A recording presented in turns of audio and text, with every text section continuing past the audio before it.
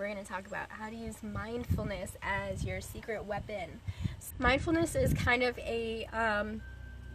it's a way of meditating or being a state of being where you're just being aware.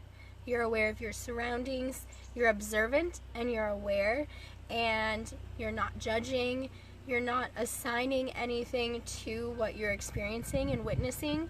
It's just there. The best visualization I had was imagining myself in a snow globe and seeing everything around me falling, and I'm just witnessing it, and I know that it's there with me. I don't have to overthink it because it's still in that snow globe. It's not going anywhere. It helps you to not spin down rabbit holes and get taken away, and you can just be present and observe and just kind of see like, oh, I'm experiencing this. Oh, there's wind. How this applies to exercise is basically that awareness, and you're taking that awareness and that state of being and that non-judgmental just witnessing things, and you are self-reflecting on what's happening in your exercise. So I want to share how being mindful can be your secret weapon in your workouts, and you're going to get way more out of your workouts. You're going to get better results. You're going to feel it more. You're going to, for the same amount of time, the same motion, you're going to extract more energy, more muscle work, more everything out of it. And so you're going to get faster results. And you're going to be able to do things safer and be more in tune with your body. And you're going to be able to have smarter plans and know what you need because you're growing that self-awareness.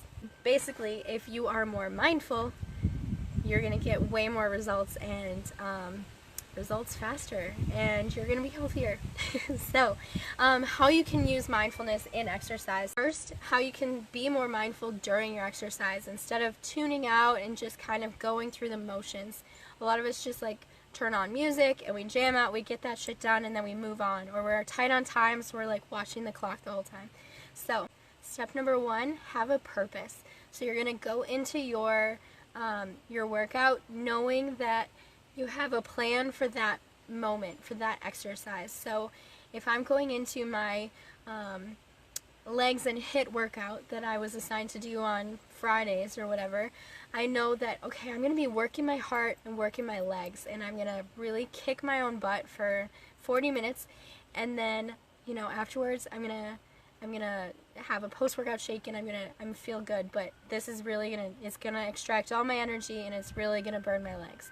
Or going into a yoga practice and knowing like, okay, I'm going to spend this time in my yoga practice, and it's going to help me with my energy, and it's going to help me with my vibe and with my attitude.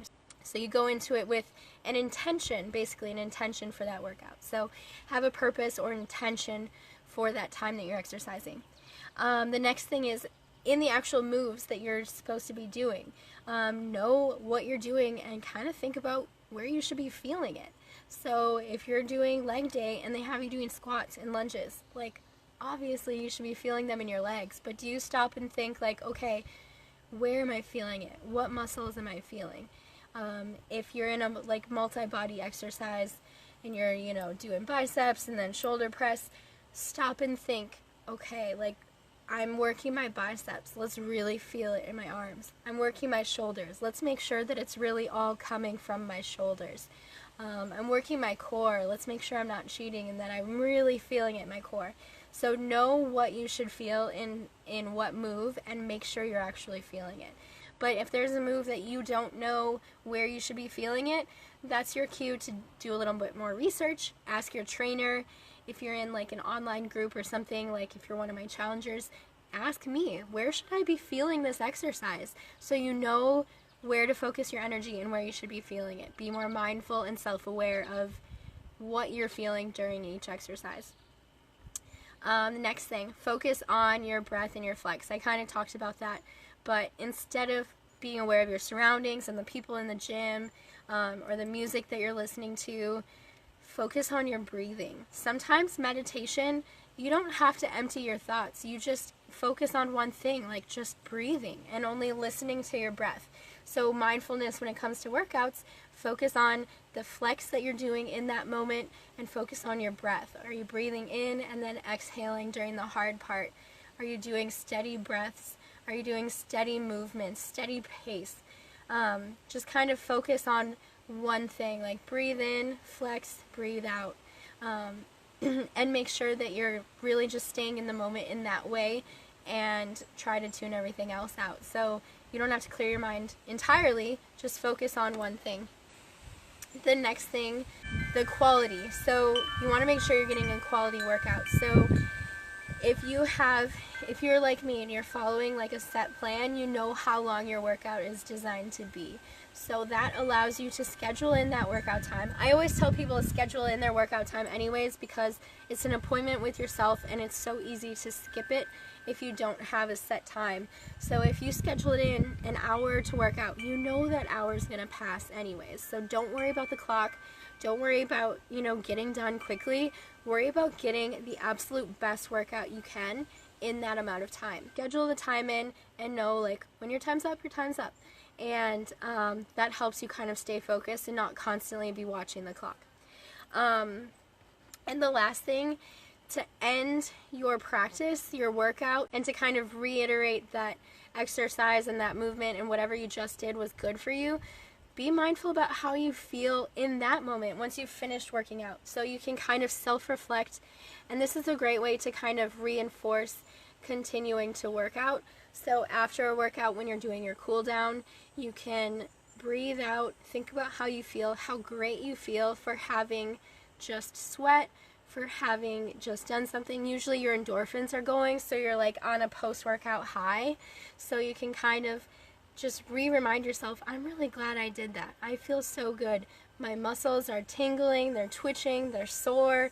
I feel really good. I'm sweating, I'm breathing hard, my heart is working, I feel super alive.